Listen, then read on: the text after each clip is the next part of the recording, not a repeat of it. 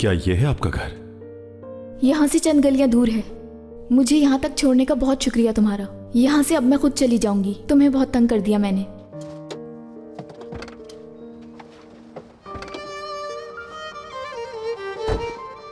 बात सुने,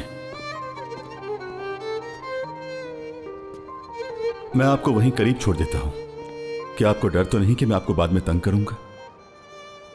नहीं, ऐसी तो कोई भी बात नहीं है। अगर किसी ने देख लिया तो पता नहीं वो क्या सोचेगा, इसलिए। फिलिस,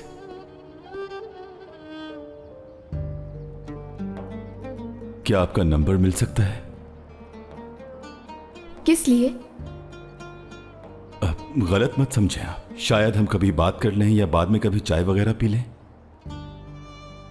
मेरे पास इन सब चीजों के लिए वक्त नहीं होता।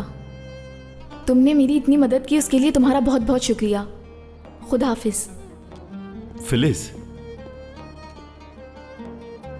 देखो, अगर आपको किसी चीज की... मुझे किसी भी चीज की जरूरत नहीं है।